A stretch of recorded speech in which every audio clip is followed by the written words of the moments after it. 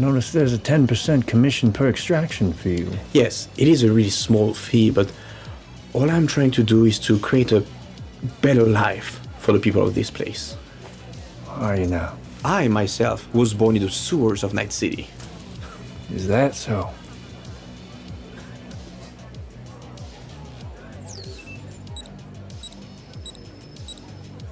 Everything okay?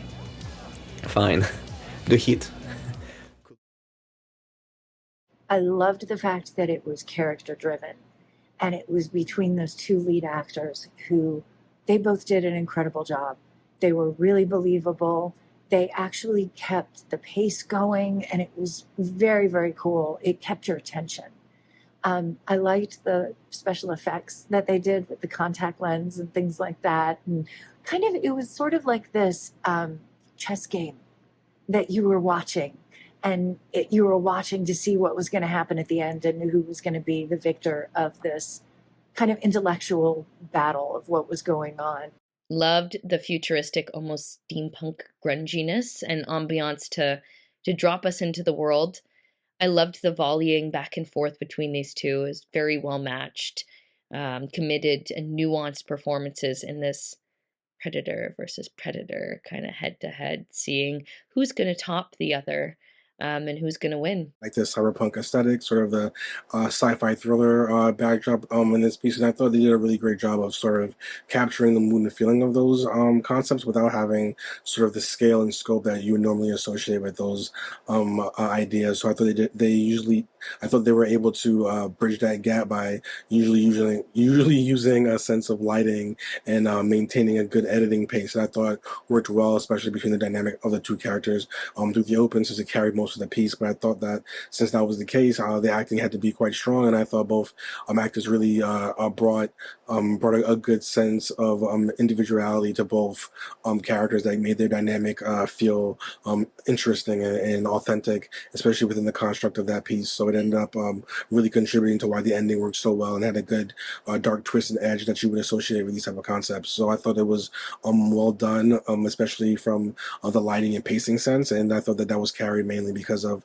how well the actors were able to maintain a dynamic between the two of them that allowed the story to play out at a much smaller scale while still feeling like it was a bigger concept, or the foundation for ideally a bigger concept. With the scars on the men's faces, they don't look like natural scars. They're gold rather than skin colored or pigment of skin. They're clearly more tattoos than scars. And that grabs your attention right away. And then they start doing the things where they could see things with their eyes, like they got chips in their eyes or droids or whatever. You could really feel the science fiction world in this, that where they're still doing downright dirty deeds like people do in the modern world, but it's up high in the tech world. This film, like I said, was very gripping to watch. You could feel the intensity in the score and the dialogue. The actors were great at delivering their lines to get the intensity in there. Love the ambiance of this that was created. Really good music and lighting really set the tone and created a great ambiance for this when it was probably just, I don't know what the location was, but it seemed legit. I really liked these characters because at first I was like, well, I want the bad guy to be a little more confident and strong, but I think how he played it really worked because you kind of took him for a little bit of a weaker guy. And then the guy, the redhead, I should say which one is which because they're kind of both bad. I really liked his character from the get-go. I really thought he was really strongly committed to his character and just, they both were, because I think they worked really well with each other. And the twist was totally unexpected. I usually look for those things, and I just went along for the ride and didn't even see that coming.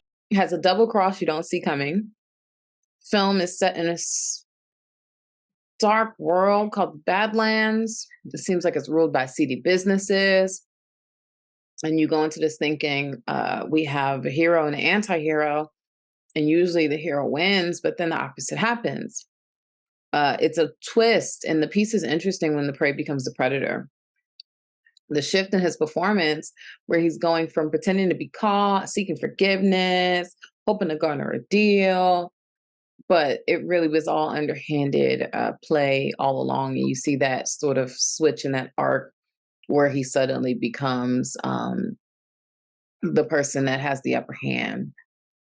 And then that's when it's sort of revealed to us. So no, as an audience member, I didn't see it coming, which is a nice surprise. It was cool because it was a small film with just 3 people on screen with 2 main people talking, but we really got a sense of the whole world. The establishing shots looked really great. The effects were really awesome. And then just the dialogue and the actors, just the world unfolded for us. So we'd like to see more, if possible, at some point. If this could be a series, that'd be very cool. But even this just kind of this serves nicely as a good proof of concept, where we get an idea of what this particular cyberpunk world is like. Yeah, it was a cool reversal between the 2 characters. So the one guy comes in with all, thinking he's holding all the power, and then he ends up dying, and the other guy has the power. So a good reversal there.